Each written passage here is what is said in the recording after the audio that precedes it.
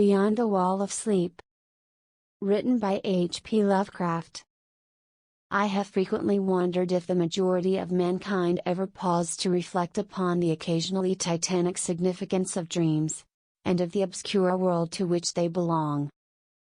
Whilst the greater number of our nocturnal visions are perhaps no more than faint and fantastic reflections of our waking experiences, Freud to the contrary with his puerile symbolism, there are still a certain remainder whose mundane and ethereal character permits of no ordinary interpretation, and whose vaguely exciting and disquieting effect suggests possible minute glimpses into a sphere of mental existence no less important than physical life, yet separated from that life by an all but impassable barrier. From my experience I cannot doubt but that man, when lost to terrestrial consciousness, is indeed sojourning in another and uncorporeal life of far different nature from the life we know, and of which only the slightest and most indistinct memories linger after waking. From those blurred and fragmentary memories we may infer much, yet prove little. We may guess that in dreams life, matter, and vitality, as the earth knows such things, are not necessarily constant, and that time and space do not exist as our waking selves comprehend them. Sometimes I believe that this less material life is our truer life, and that our vain presence on the terraqueous globe is itself the secondary or merely virtual phenomenon. It was from a youthful reverie filled with speculations of this sort that I arose one afternoon in the winter of 1900 to 1901, when to the state psychopathic institution in which I served as an intern was brought the man whose case has ever since haunted me so unceasingly. His name, as given on the records, was Joe Slater, or Slater, and his appearance was that of the typical denizen of the Catskill Mountain region, one of those strange, repellent scions of a primitive colonial peasant stock whose isolation for nearly 3 centuries in the hilly fastnesses of a little-traveled countryside has caused them to sink to a kind of barbaric degeneracy, rather than advance with their more fortunately placed brethren of the thickly settled districts. Among these odd folk, who correspond exactly to the decadent element of white trash in the South, law and morals are non-existent, and their general mental status is probably below that of any other section of the Native American people. Joe Slater, who came to the institution in the vigilant custody of 4 state policemen, and who was described as a highly dangerous character, certainly presented no evidence of his perilous disposition when first I beheld him. Though well above the middle stature, and of somewhat brawny frame, he was given an absurd appearance of harmless stupidity by the pale, sleepy blueness of his small watery eyes, the scantiness of his neglected and never shaven growth of yellow beard, and the listless drooping of his heavy nether lip. His age was unknown, since among his kind neither family records nor permanent family ties exist, but from the baldness of his head in front, and from the decayed condition of his teeth, the head surgeon wrote him down as a man of about 40. From the medical and court documents we learned all that could be gathered of his case. This man, a vagabond, hunter, and trapper, had always been strange in the eyes of his primitive associates.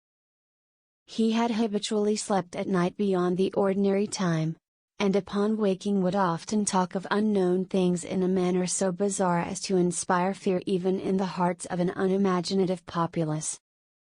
Not that his form of language was at all unusual, for he never spoke save in the debased patois of his environment, but the tone and tenor of his utterances were of such mysterious wildness, that none might listen without apprehension. He himself was generally as terrified and baffled as his auditors, and within an hour after awakening would forget all that he had said, or at least all that had caused him to say what he did, relapsing into a bovine, half-amiable normality like that of the other hill-dwellers. As Slater grew older, it appeared, his matutinal aberrations had gradually increased in frequency and violence, till about a month before his arrival at the institution had occurred the shocking tragedy which caused his arrest by the authorities. One day near noon, after a profound sleep begun in a whiskey debauch at about 5 of the previous afternoon, the man had roused himself most suddenly, with ululations so horrible and unearthly that they brought several neighbors to his cabin, a filthy sty where he dwelt with a family as indescribable as himself. Rushing out into the snow, he had flung his arms aloft and commenced a series of leaps directly upward in the air, the while shouting his determination to reach some big cabin with brightness in the roof and walls and floor, and the loud queer music far away. As two men of moderate size sought to restrain him, he had struggled with maniacal force and fury, screaming of his desire and need to find and kill a certain thing that shines and shakes and laughs. At length, after temporarily felling one of his detainers with a sudden blow, he had flung himself upon the other in a demoniac ecstasy of bloodthirstiness, shrieking fiendishly that he would jump high in the air and burn his way through anything that stopped him. Family and neighbors had now fled in a panic, and when the more courageous of them returned, Slater was gone, leaving behind an unrecognizable pulp-like thing that had been a living man but an hour before.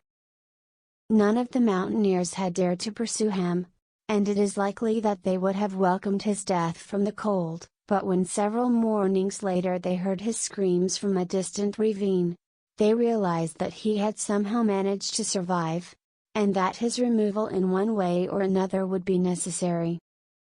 Then had followed an armed searching party, whose purpose, whatever it may have been originally, became that of a sheriff's posse after one of the seldom popular state troopers had by accident observed, then questioned, and finally joined the seekers. On the third day Slater was found unconscious in the hollow of a tree, and taken to the nearest jail, where alienists from Albany examined him as soon as his senses returned. To them he told a simple story. He had, he said, gone to sleep one afternoon about sundown after drinking much liquor. He had awaked to find himself standing bloody-handed in the snow before his cabin, the mangled corpse of his neighbor Peter Slater at his feet. Horrified, he had taken to the woods in a vague effort to escape from the scene of what must have been his crime. Beyond these things he seemed to know nothing, nor could the expert questioning of his interrogators bring out a single additional fact. That night Slater slept quietly, and the next morning he wakened with no singular feature save a certain alteration of expression. Thrive.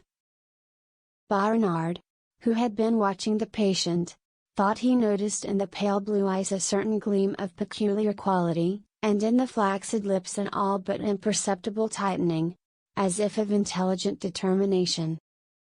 But when questioned, Slater relapsed into the habitual vacancy of the mountaineer, and only reiterated what he had said on the preceding day. On the third morning occurred the first of the man's mental attacks. After some show of uneasiness in sleep, he burst forth into a frenzy so powerful that the combined efforts of 4 men were needed to bind him in a straitjacket. The alienists listened with keen attention to his words, since their curiosity had been aroused to a high pitch by the suggestive yet mostly conflicting and incoherent stories of his family and neighbors. Slater raved for upward of 15 minutes, babbling in his backwoods dialect of great edifices of light, oceans of space, strange music, and shadowy mountains and valleys. But most of all did he dwell upon some mysterious blazing entity that shook and laughed and mocked at him. This vast, vague personality seemed to have done him a terrible wrong, and to kill it in triumphant revenge was his paramount desire. In order to reach it, he said, he would soar through abysses of emptiness, burning every obstacle that stood in his way. Thus ran his discourse, until with the greatest suddenness he ceased. The fire of madness died from his eyes, and in dull wonder he looked at his questioners and asked why he was bound. Thrive.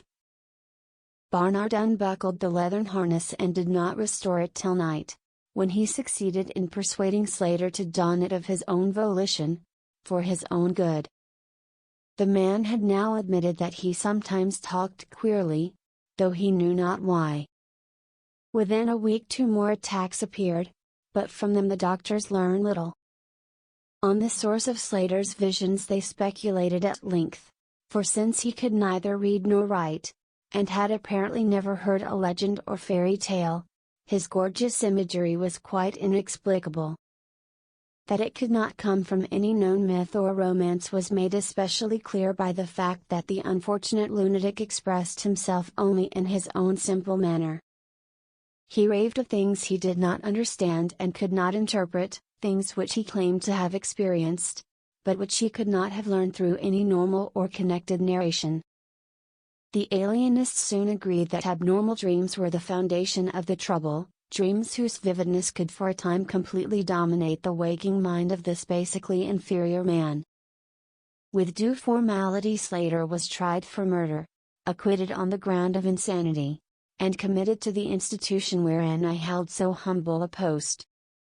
I have said that I am a constant speculator concerning dream life, and from this you may judge of the eagerness with which I applied myself to the study of the new patient as soon as I had fully ascertained the facts of his case.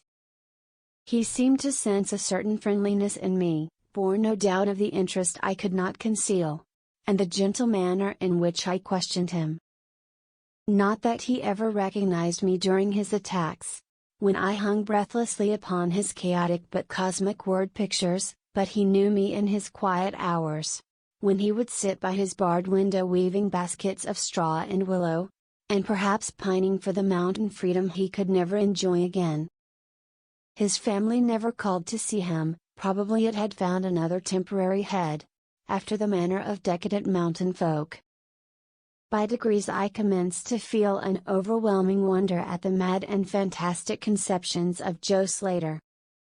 The man himself was pitiably inferior in mentality and language alike, but his glowing, titanic visions, though described in a barbarous and disjointed jargon, were assuredly things which only a superior or even exceptional brain could conceive. How, I often asked myself, could the stolid imagination of a Catskill degenerate conjure up sights whose very possession argued a lurking spark of genius? How could any backwoods dullard have gained so much as an idea of those glittering realms of supernal radiance and space about which Slater ranted in his furious delirium?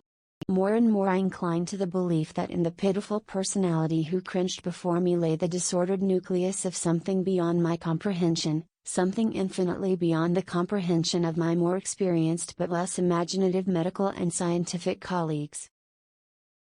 And yet I could extract nothing definite from the man. The sum of all my investigation was, that in a kind of semi-uncorporeal dream life Slater wandered or floated through resplendent and prodigious valleys, meadows, gardens, cities, and palaces of light, in a region unbounded and unknown to man. That there he was no peasant or degenerate, but a creature of importance and vivid life, moving proudly and dominantly, and checked only by a certain deadly enemy, who seemed to be a being of visible yet ethereal structure, and who did not appear to be of human shape, since Slater never referred to it as a man, or as aught save a thing. This thing had done Slater some hideous but unnamed wrong, which the maniac, if maniac he were, yearned to avenge. From the manner in which Slater alluded to their dealings, I judged that he and the luminous thing had met on equal terms, that in his dream existence the man was himself a luminous thing of the same race as his enemy. This impression was sustained by his frequent references to flying through space and burning all that impeded his progress. Yet these conceptions were formulated in rustic words wholly inadequate to convey them, a circumstance which drove me to the conclusion that if a true dream world indeed existed, oral language was not its medium for the transmission of thought. Could it be that the dream soul inhabiting this inferior body was desperately struggling to speak things which the simple and halting tongue of dullness could not utter? Could it be that I was face to face with intellectual emanations which would explain the mystery if I could but learn to discover and read them? I did not tell the older physicians of these things, for middle age is skeptical, cynical, and disinclined to accept new ideas. Besides, the head of the institution had but lately warned me in his paternal way that I was overworking, that my mind needed a rest. It had long been my belief that human thought consists basically of atomic or molecular motion, convertible into ether waves of radiant energy like heat, light, and electricity. This belief had early led me to contemplate the possibility of telepathy or mental communication by means of suitable apparatus, and I had in my college days prepared a set of transmitting and receiving instruments somewhat similar to the cumbrous devices employed in wireless telegraphy at that crude, pre-radio period. These I had tested with a fellow student, but achieving no result, had soon packed them away with other scientific odds and ends for possible future use. Now, in my intense desire to probe into the dream life of Joe Slater, I sought these instruments again, and spent several days in repairing them for action. When they were complete once more, I missed no opportunity for their trial. At each outburst of Slater's violence, I would fit the transmitter to his forehead and the receiver to my own, constantly making delicate adjustments for various hypothetical wavelengths of intellectual energy. I had but little notion of how the thought impressions would, if successfully conveyed, arouse an intelligent response in my brain, but I felt certain that I could detect and interpret them. Accordingly, I continued my experiments, though informing no one of their nature. It was on the 21st of February, 1901, that the thing finally occurred. As I look back across the years, I realize how unreal it seems, and sometimes half wonder if I'll drive. Fenton was not right when he charged it all to my excited imagination. I recall that he listened with great kindness and patience when I told him, but afterward gave me a nerve powder and arranged for the half-year's vacation on which I had departed the next week. That fateful night I was wildly agitated and perturbed, for despite the excellent care he had received, Joe Slater was unmistakably dying. Perhaps it was his mountain freedom that he missed, or perhaps the turmoil in his brain had grown too acute for his rather sluggish physique, but at all events the flame of vitality flickered low in the decadent body. He was drowsy near the end, and as darkness fell he dropped off into a troubled sleep. I did not strap on the straitjacket as was customary when he slept, since I saw that he was too feeble to be dangerous, even if he woke in mental disorder once more before passing away. But I did place upon his head and mine the 2 ends of my cosmic radio, hoping against hope for a first and last message from the dream world in the brief time remaining. In the cell with us was one nurse, a mediocre fellow who did not understand the purpose of the apparatus, or think to inquire into my course. As the hours wore on I saw his head droop awkwardly in sleep, but I did not disturb him. I myself, lulled by the rhythmical breathing of the healthy and the dying man, must have nodded a little later. The sound of weird lyric melody was what aroused me. Chords, vibrations, and harmonic ecstasies echoed passionately on every hand, while on my ravished sight burst the stupendous spectacle of ultimate beauty. Walls, columns, and architraves of living fire blazed effulgently around the spot where I seemed to float in air, extending upward to an infinitely high vaulted dome of indescribable splendor. Blending with this display of palatial magnificence, or rather, supplanting it at times in kaleidoscopic rotation, were glimpses of white plains and graceful valleys, high mountains and inviting grottos, covered with every lovely attribute of scenery which my delighted eye could conceive of, yet formed wholly of some glowing, ethereal, plastic entity, which in consistency partook as much of spirit as of matter. As I gazed, I perceived that my own brain held the key to these enchanting metamorphoses, for each vista which appeared to me, was the one my changing mind most wished to behold. Amidst this Elysian realm I dwelt not as a stranger, for each sight and sound was familiar to me, just as it had been for uncounted eons of eternity before, and would be for like eternities to come. Then the resplendent aura of my brother of light drew nearer and held colloquy with me, soul to soul, with silent and perfect interchange of thought. The hour was one of approaching triumph, For was not my fellow being escaping at last from a degrading periodic bondage, escaping forever, and preparing to follow the accursed oppressor even unto the uttermost fields of ether, that upon it might be wrought a flaming cosmic vengeance which would shake the spheres? We floated thus for a little time, when I perceived a slight blurring and fading of the objects around us, as though some force were recalling me to earth, where I least wished to go. The form near me seemed to feel a change also, for it gradually brought its discourse toward a conclusion, and itself prepared to quit the scene, fading from my sight at a rate somewhat less rapid than that of the other objects. A few more thoughts were exchanged, and I knew that the luminous one and I were being recalled to bondage, though for my brother of light it would be the last time. The sorry planet shell being well nigh spent, in less than an hour my fellow would be free to pursue the oppressor along the Milky Way and pass the hither stars to the very confines of infinity. A well-defined shock separates my final impression of the fading scene of light from my sudden and somewhat shamefaced awakening and straightening up in my chair as I saw the dying figure on the couch move hesitantly. Joe Slater was indeed awaking, though probably for the last time. As I looked more closely, I saw that in the sallow cheeks shone spots of color which had never before been present. The lips, too, seemed unusual, being tightly compressed, as if by the force of a stronger character than had been Slater's. The whole face finally began to grow tense, and the head turned restlessly with closed eyes.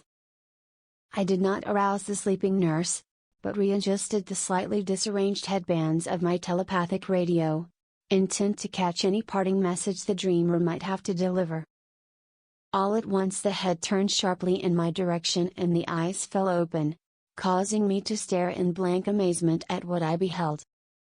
The man who had been Joe Slater, the Catskill decadent, was now gazing at me with a pair of luminous, expanded eyes whose blue seemed subtly to have deepened. Neither mania nor degeneracy was visible in that gaze, and I felt beyond a doubt that I was viewing a face behind which lay an active mind of high order. At this juncture my brain became aware of a steady external influence operating upon it. I closed my eyes to concentrate my thoughts more profoundly, and was rewarded by the positive knowledge that my long-sought mental message had come at last. Each transmitted idea formed rapidly in my mind, and though no actual language was employed, my habitual association of conception and expression was so great that I seemed to be receiving the message in ordinary English. "Joe Slater is dead," came the soul-petrifying voice or agency from beyond the wall of sleep. My opened eyes sought the couch of pain in curious horror, but the blue eyes were still calmly gazing, and the countenance was still intelligently animated. "He is better dead, for he was unfit to bear the active intellect of cosmic entity.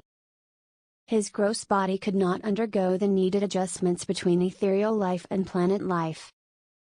He was too much of an animal, too little a man, yet it is through his deficiency that you have come to discover me, for the cosmic and planet souls rightly should never meet. He has been my torment and diurnal prison for 42 of your terrestrial years. I am an entity like that which you yourself become in the freedom of dreamless sleep. I am your brother of light, and have floated with you in the effulgent valleys. It is not permitted me to tell your waking earth self of your real self, but we are all roamers of vast spaces and travelers in many ages. Next year I may be dwelling in the dark Egypt which you call ancient, or in the cruel empire of Tsan which is to come 3,000 years hence. You and I have drifted to the worlds that reel about the red Arcturus, and dwelt in the bodies of the insect philosophers that crawl proudly over the fourth moon of Jupiter. How little does the earth self know of life and its extent! How little, indeed, ought it to know for its own tranquility! Of the oppressor I cannot speak. You on earth have unwittingly felt its distant presence, you who without knowing idly gave to its blinking beacon the name of Algol, the demon star. It is to meet and conquer the oppressor that I have vainly striven for eons, held back by bodily encumbrances. Tonight I go as a nemesis bearing just and blazingly cataclysmic vengeance. Watch me in the sky close by the demon star. I cannot speak longer, for the body of Joe Slater grows cold and rigid, and the coarse brains are ceasing to vibrate as I wish. You have been my friend in the cosmos, you have been my only friend on this planet, the only soul to sense and seek for me within the repellent form which lies on this couch. We shall meet again, perhaps in the shining mists of Orion's sword, perhaps on a bleak plateau in prehistoric Asia. Perhaps in unremembered dreams tonight, perhaps in some other form in eon hence, when the solar system shall have been swept away. At this point the thought waves abruptly ceased, and the pale eyes of the dreamer, or can I say dead man, commenced to glaze fishily.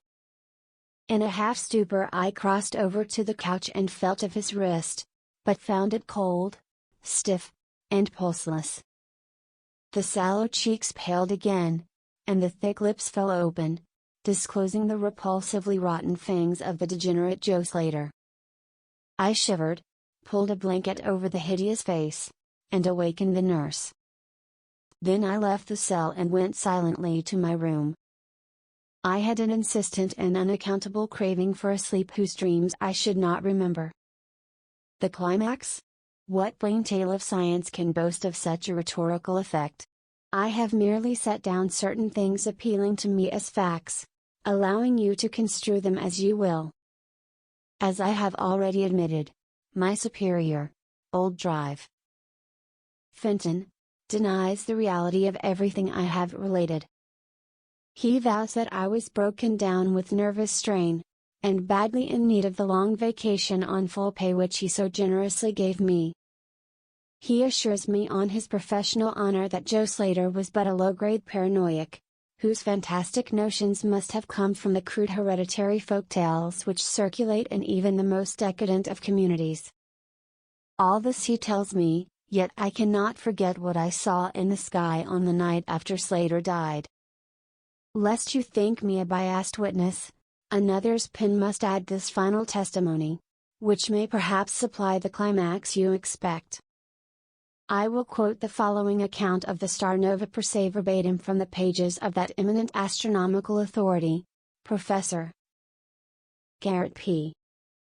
On February 22, 1901, a marvelous new star was discovered by Drive Anderson, of Edinburgh, not very far from Algol.